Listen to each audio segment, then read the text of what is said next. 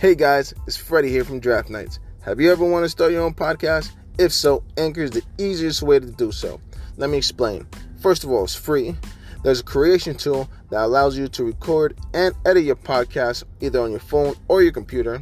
Anchor allows you to distribute your podcast all over social media, Spotify, and Apple Podcasts. You can make money off your podcast with no minimum listenership. So it has everything you need to get started. If you want to join the podcast family, all you have to do is download the Anchor app or go to anchor.fm to get started. See you soon.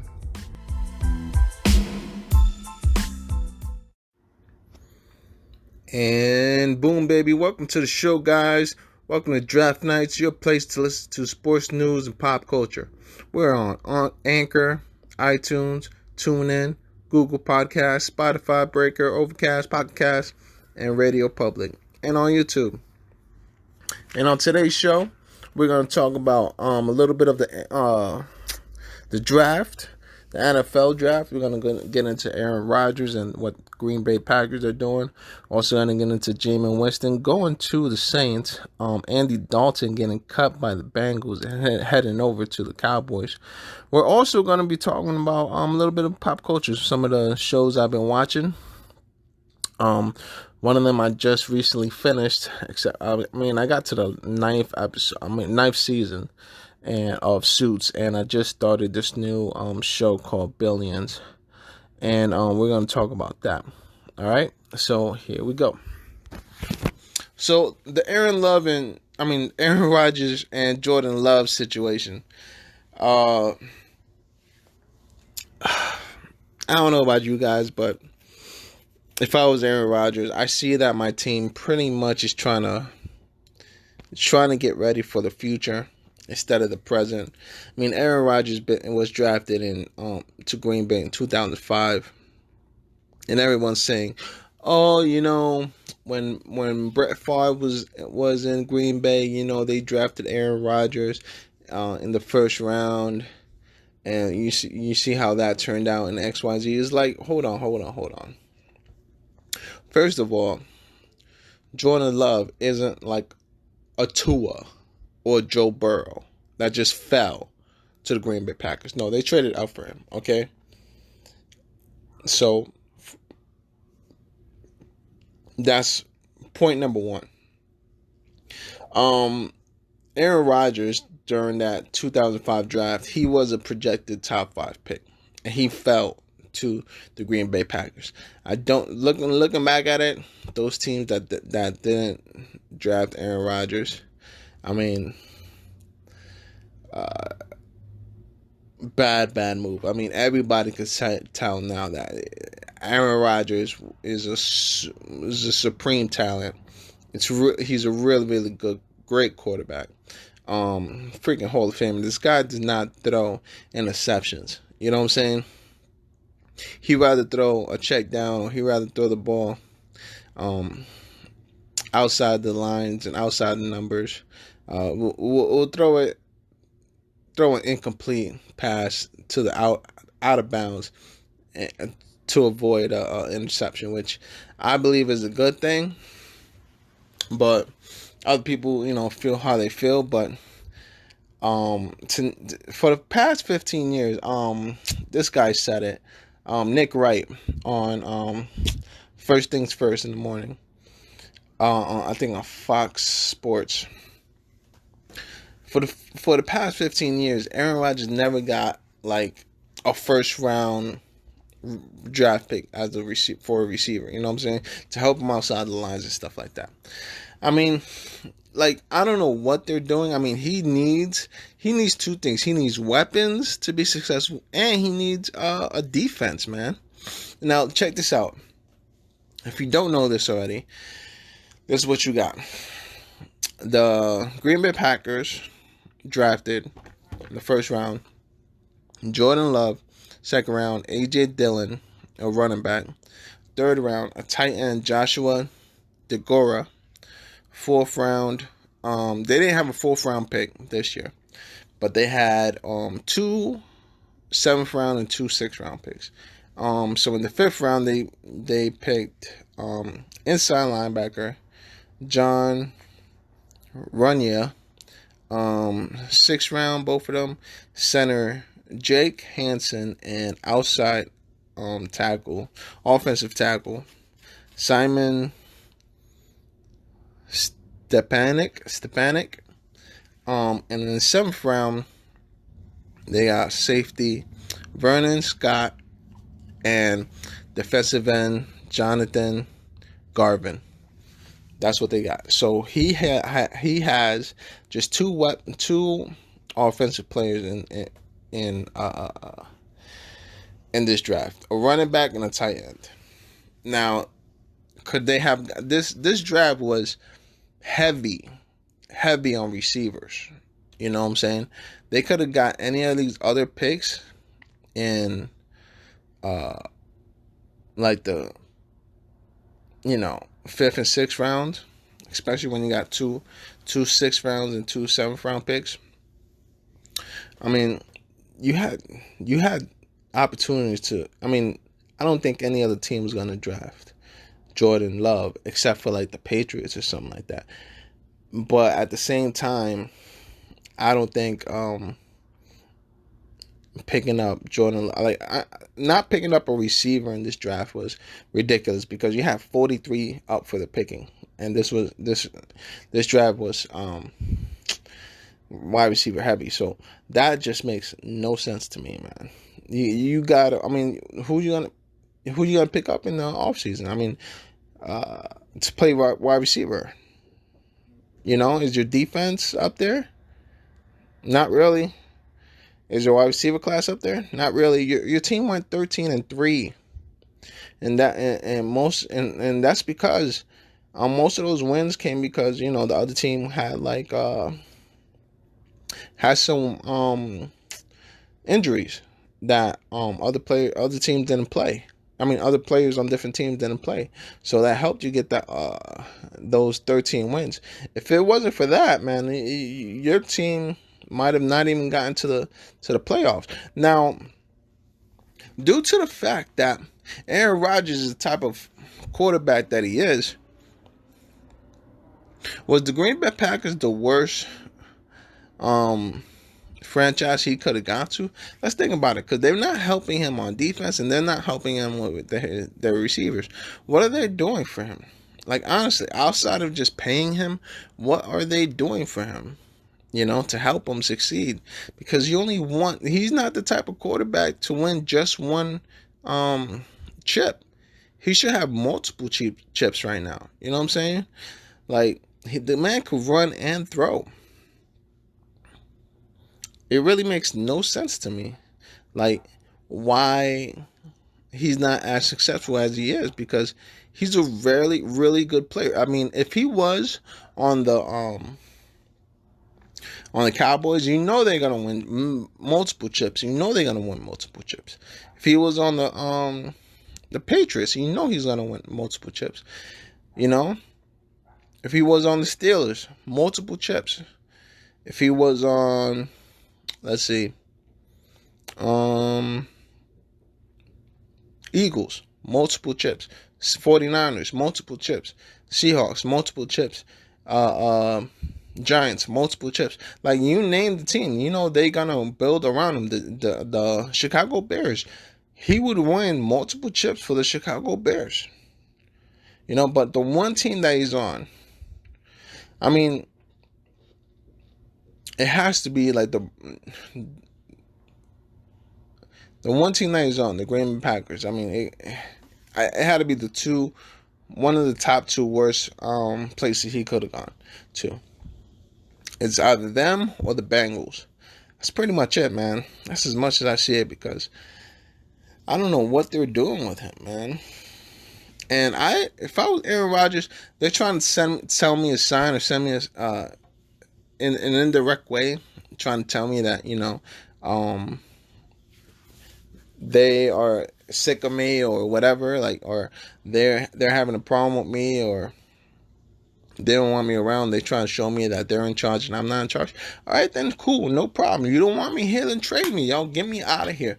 Any other team will freaking, pick me up, dude. You know what I'm saying? Any other team will want me, especially a team with no quarterback, especially a team with the quarterback. They'll be like, yo, I'll fucking, I want Aaron Rodgers.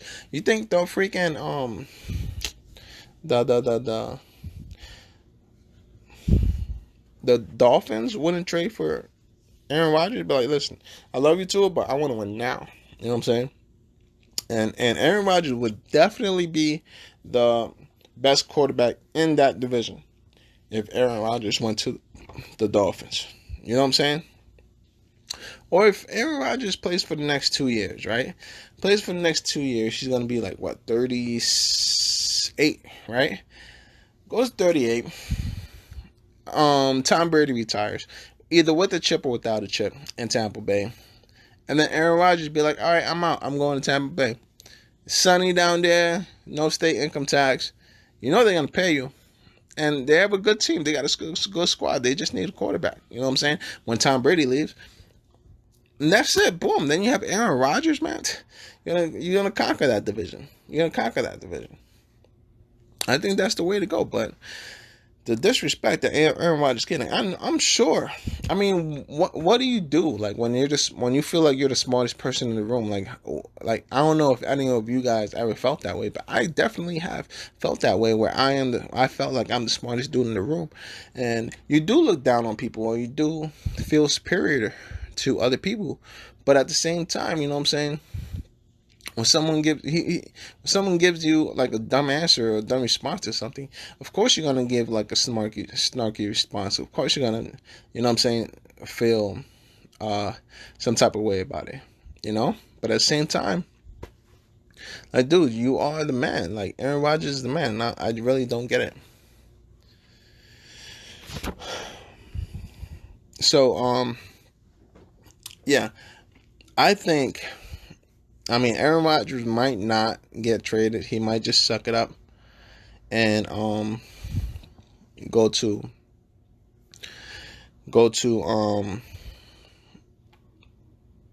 Green Bay and just be like, you know what? Since you guys want to act like that, I'll stay and just do right by me and try to help me win some championships, and we'll go from there. You know what I'm saying? Give me some receivers. Give me some help on the outside. Because we need to win. We went 13-3 last year. And I think I can still carry this team. Right? So, boom. Moving on. We got Jameis Winston going from the Tampa Bay Buccaneers. Going 30 for 30, right? 30 touchdowns, 30 interceptions. Almost throwing for like 5,000 yards. Goes from making $20.9 million in 2019, right? Then goes to the Saints for $1.1 million. Wow, man. What a dramatic. 30 interceptions, man. This is what happens when you throw 30 interceptions. You have to take a $19 million pay cut in order to play.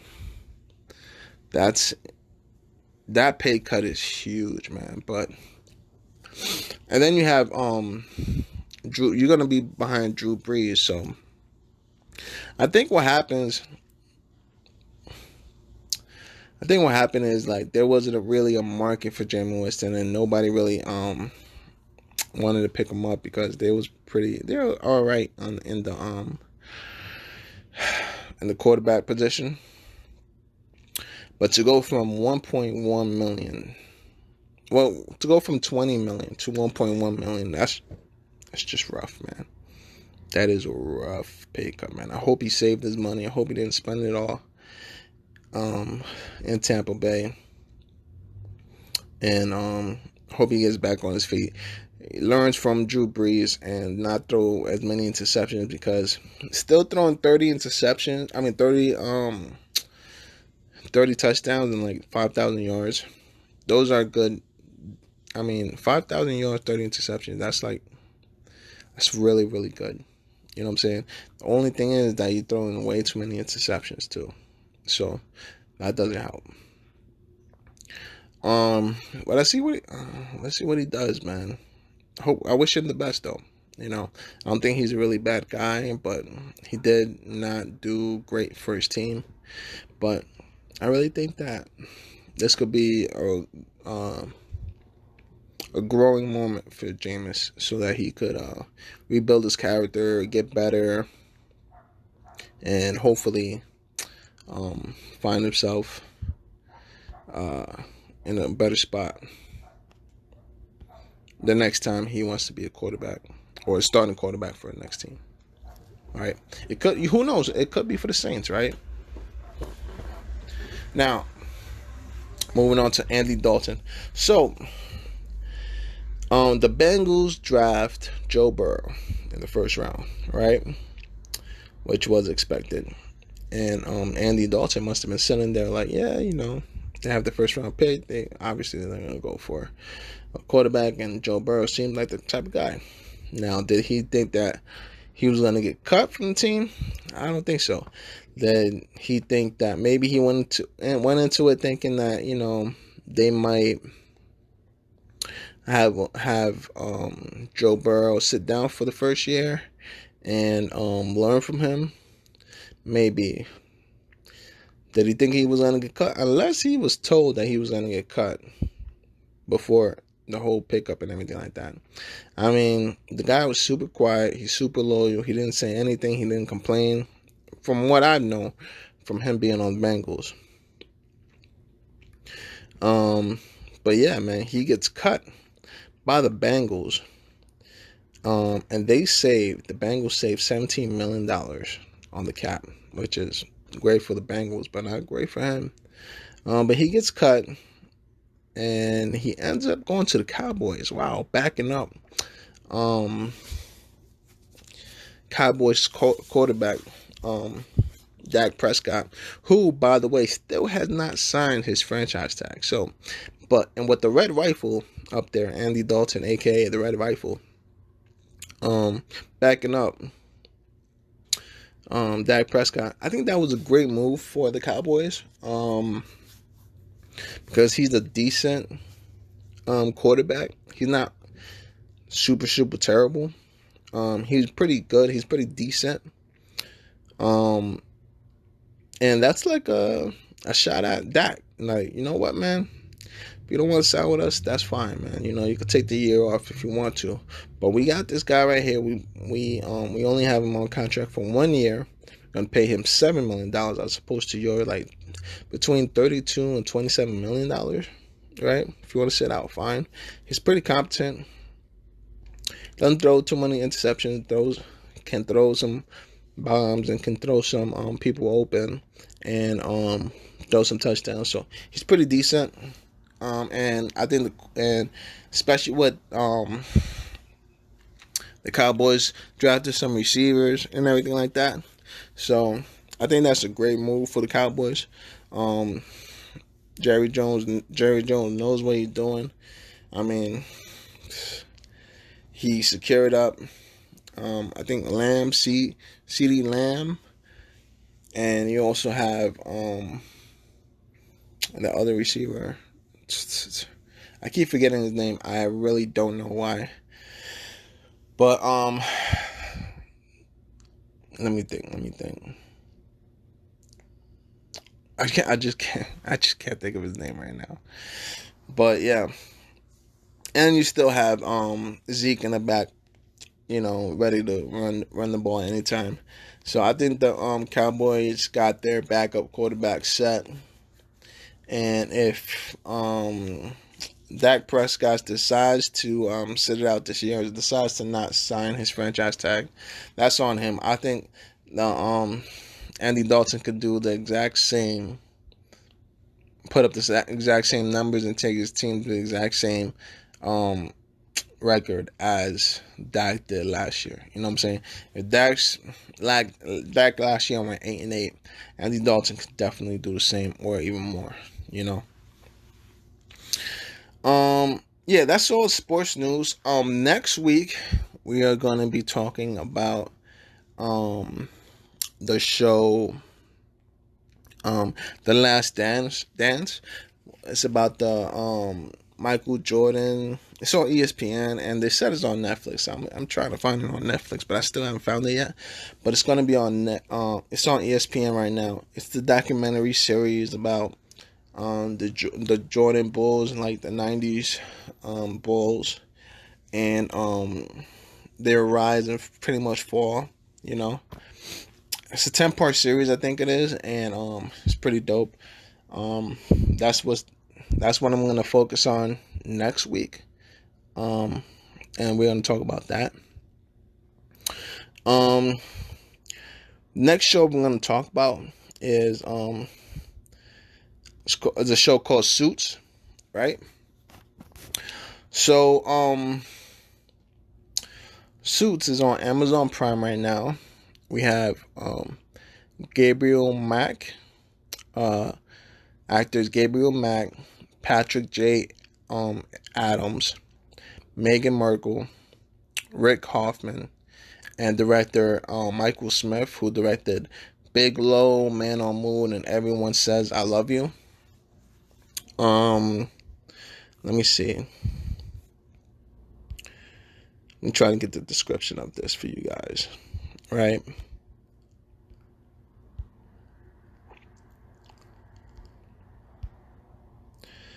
So,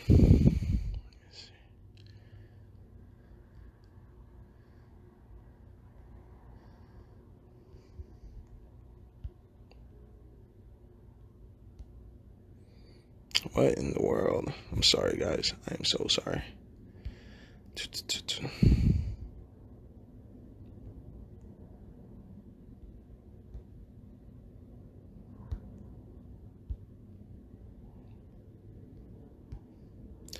All right, Suits. It is set at a fictional New York City law firm, and follows talented college dropout Mike Ross, which is Patrick J. Adams, who starts working as a law associate for Harvey Specter, which is Gabriel Mack, despite never having attended law school, which is illegal, right? Because you could go to jail for that. The show focuses on Harvey and Mike closing cases while maintaining Mike's secret from everyone, right? So they're hiding that Mike's secret that he never attended law school. And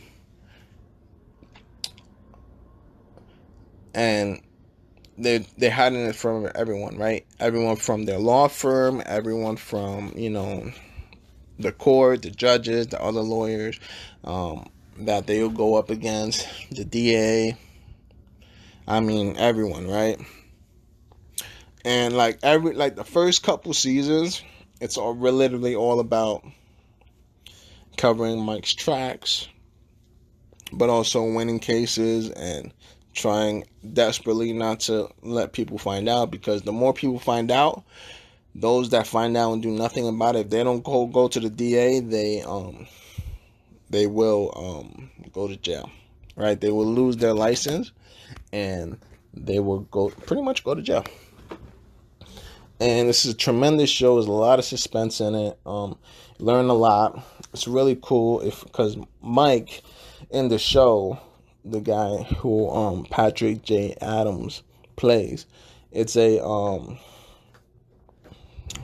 he is someone that has a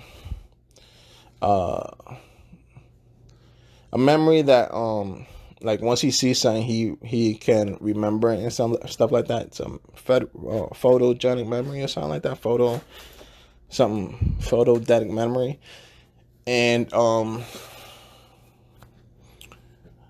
that's what makes him a great lawyer, because whenever he goes through the law, he knows the law. The only thing is he doesn't know how to apply it. And because he doesn't have a license, on top of that, he's been taking tests for people, and he's been taking the LSATs and all these different things to get people into law school and get people into college and X, Y, and Z. And that's pretty much the reason why he doesn't have a college degree, because he got caught. doing these things for people, and they took away his ability to go to school and stuff like that. So, but if you really like law shows and stuff like that, if you're really into suspense and things of that nature, watching Suits is a great show for you. You know what I'm saying? I really recommend it. It's a really, really great show. I would love to interview any of the cast members and get their take on the show and everything like that. I hope you guys enjoyed the last show with Greg Edwards. He's a great comedian and everything like that. I had a lot of fun doing that show, and I'm sure if you guys listen to it, you guys can go back into the archives and find Greg Edwards and that interview. I'm gonna try and get more for you guys out like that, and hopefully you guys really enjoy it. One of the other shows I'm getting into right now is called Billions, right? So Billions is a show about U.S. Attorney Chuck Rhodes goes after hedge fund king Bobby Axelrod in a battle between two powerful New York figures.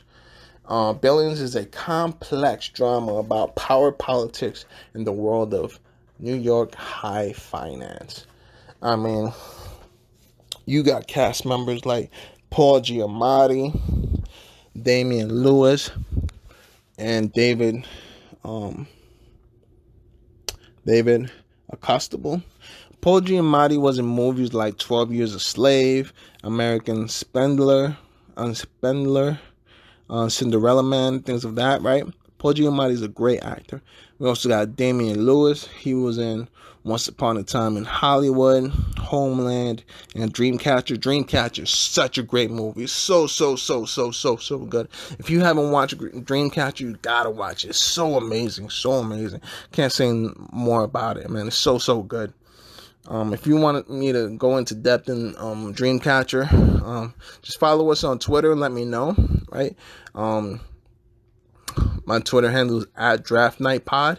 So hopefully you guys come follow us there and come check us out. Give us a like, give us a follow, and everything like that. I have a Netflix membership. You can get Netflix for free for a month if you go on to my Twitter handle, Draft Night Pod, and Draft Night Pods, and you will see the Netflix link in one of my tweets. So go like it over there and come check it out. But yeah, then you have David Accostable, who was in Lincoln, Breaking Bad, and Suits, the last show I was just talking about. He's a really great actor too. Yeah, that show to me seemed like a really, really good show. You see what David Axelrod is doing. You see the complex nature of what Rhodes has to go up against and everything like that. He's a DA in New York, and what he's trying to do is he wants to have a undefeated record, or putting everybody that he prosecutes in jail. You know, he wants that to be his record, and that to be his legacy. So he focuses on that a lot. And right now the show is very suspenseful. It's a very smart show. You know, these guys and hedge fund managers, like, you know, they're making like over $100,000 a year, and also like more than 100,000, maybe like millions of dollars, 7 million, 5 million, 10 million. You know, that's pretty dope, man. But yeah, well, that's gonna be today's episode. I'm gonna go out and trying to get more people to interview for you guys. Hope you enjoy the show. Hope you guys come follow us and like us on Twitter and on Anchor, Podcast, iTunes. We're on all those platforms. Just hit me up. You know, any suggestions, any thoughts you may have. We could debate it on Draft Night Pod on Twitter. Come follow us. Come check us out. And thank you very much. Bye.